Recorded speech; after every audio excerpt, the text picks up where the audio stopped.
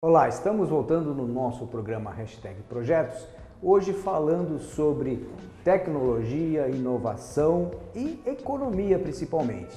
Como nós estávamos falando aqui com o professor Buga, dentro da economia nós precisamos hoje considerar cada vez mais até o meio ambiente, a globalização e a tecnologia dentro do desenvolvimento do mundo, do dia a dia de cada um.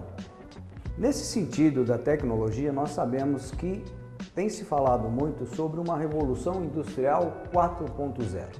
Sim. O que seria essa revolução 4.0? Veja bem, a sociedade de tempos em tempos ela sofre algumas mudanças radicais.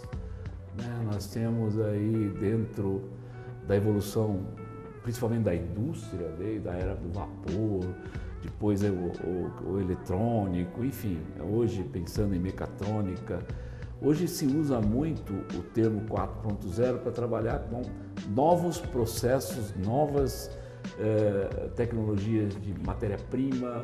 Eu vou dar um exemplo bastante interessante. Eu imagino assim, desde quando a Terra foi criada por Deus, eu acredito nisso, a água que existe na Terra é uma água, é a mesma água que há milhões de anos atrás, não existe água nova. A Terra tem a água desde quando ela foi criada. Então existe o processo, a água nasce na mina, vem para o riacho, evapora, o ciclo da água, chove. Então significa que a água que eu bebi pode ser que a água que ontem você tomou banho, não sei. E isso tem uma lógica, nada se cria. E o que está acontecendo é que a gente percebe que não estamos dando um tempo de resiliência para a Terra.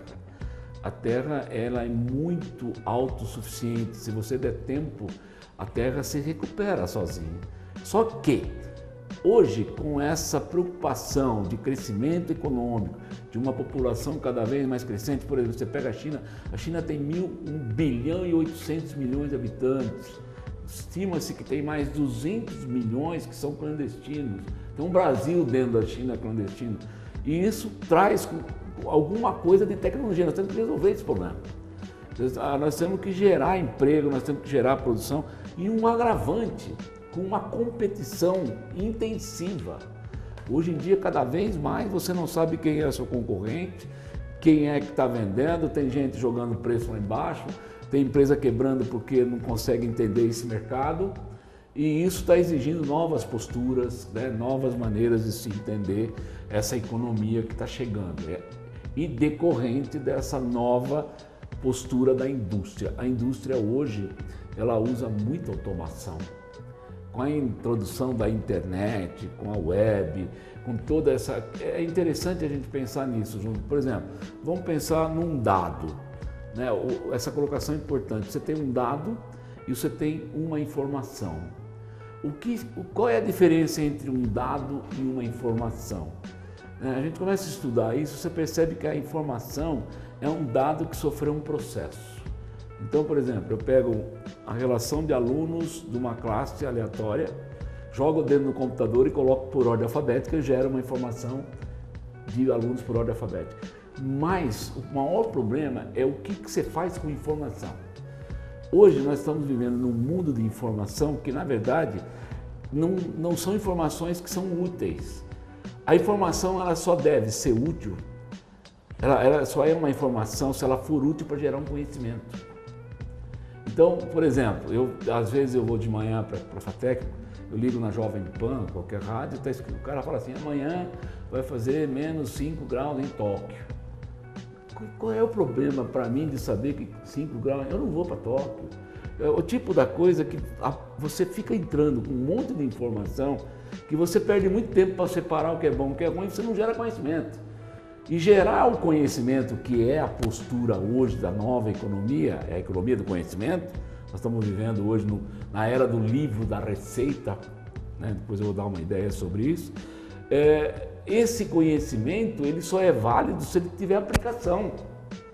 Então, às vezes a escola estava gerando conhecimento, entre aspas, mas não estava sendo aplicado. Hoje, essa revolução industrial, essa nova tecnologia está exigindo que as pessoas se enquadrem dentro dessa nova realidade. Nós não podemos ficar parados.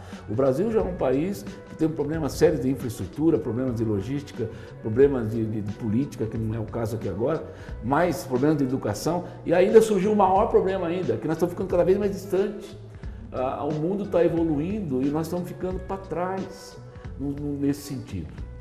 Não sei se eu estou sendo claro. Aí a indústria 4.0, que está chegando aí, o 4.0, ela vem com novas posturas. Você pega um curso de engenharia, eu estou analisando no meu mestrado, rapidamente, de uma forma mais superficial por enquanto, o que é um tecnólogo, aliás, o que é um técnico, o que é um tecnólogo e o que é um bacharel. Qual é a formação do técnico, curso médio, um tecnólogo e um bacharel? Onde está isso ligado com a indústria 4.0? E tentando traduzir isso para nós. Então, é uma revolução que veio, não tem volta, e nós temos que se cuidar, né? Nos cuidarmos para poder acompanhar isso. Perfeito, é bem por aí mesmo, né? Porque, como você falou, a informação simplesmente ela pode estar aí poluindo a nossa mente. A gente precisa ter ela como uma base para adquirir conhecimento. Sim. E aí sim a gente agrega valor. Né? Exatamente. Porque aí vai ter valor, porque uma informação desnecessária ela não tem valor. Ela só acaba sendo uma informação que você ouviu, sem consequência nenhuma. E você vê que com a aproximação da internet, das técnicas, tecnologias hoje, a competição está cada vez mais intensiva. Nós temos um problema sério, por exemplo, vamos voltar um pouco para Jaú, na formação de mão de obra. É difícil você hoje pegar pessoas que querem trabalhar, vou dar um exemplo, claro, eu vou falar isso abertamente, trabalhar no calçado. Você vê o Senai, o SESI, todo o sistema S que nós temos aqui, que é muito poderoso, não consegue arrumar 40 alunos para dar um curso. Por que isso? Isso me preocupa. Sim. Qual é a tendência? Qual é a perspectiva? Em compensação, você pega essas escolas que existem hoje de software, de aplicativos, mudou. E me preocupa muito esse conhecimento. Para onde está indo esse conhecimento? Quem é que tem esse conhecimento? Para você ver, prolifera, você não encontra nenhum jovem hoje que não tem um celular. Mas qual é a relação? Isso eu volto, qual é a relação que você tem com o seu celular? E se amanhã ou depois o Facebook sair do ar, não cobrar, vai haver um caos. A web, por exemplo, a web tem dono. Nada de repente sai do ar e isso me preocupa. Entendi. Mas por outro lado, desculpa, só completando, mostra que a gente tem que mudar em termos de políticas macroeconômicas. Nós temos não é problema de governo, é problema de governança. Governança é diferente de governo. O governo muda, a governança não muda. A governança são os planos, são os projetos que nós temos que desenvolver. Se o problema é esse, como tratar o problema? Perfeito. E por aí a gente sempre, acredito que na verdade nós estamos sempre à busca de uma harmonização. Porque enquanto a gente acaba desenvolvendo alguma tecnologia, a gente afeta, nós geramos problemas, né, de poluição, como você falou, de algum impacto negativo. Sempre tem um lado do impacto negativo. É chamado as externalidades. Isso. As externalidades negativas. Né? Você pega, por exemplo, a abertura dessa estrada que eu gostaria de comentar, de Bauru a Itirapina, que é essa 225. Ela é uma estrada muito importante economicamente falando, porque ela está ligando duas grandes rodovias, que é a Rondon e a Washington, e isso é uma área de desenvolvimento que eu estudo, né? Sim. Por causa da hidrovia e tal. Ela trouxe um impacto ambiental tremendo. No entanto que hoje ela é uma das estradas mais bem feitas do Brasil. Ela tem passagem de bicho, foi estudado, quer dizer, já é uma estrada inteligente. Hoje se fala muito em IoT, Internet das Coisas. As coisas hoje são automáticas, você pega na tua casa hoje, você tem sensor que acende a luz, você tem uma série de coisas. E até onde isso vai? Isso não tem mais volta, é isso que eu estou te falando. É isso mesmo. E aí, chegando nesse ponto da tecnologia, da indústria 4.0, a gente perceber que, na verdade, por exemplo, a tecnologia, o computador, ele não guarda mais só informação. Hoje em dia ele está conseguindo elaborar, ele pega a informação e ele toma decisões. Hoje nós temos já carros que são dirigíveis, né, sozinhos, né, que não são dirigíveis, vamos dizer assim, ou que ele é autodirigível. Nós temos situações também de indústrias que praticamente não tem ninguém e são todas mecanizadas. Sim. E que resolvem os problemas.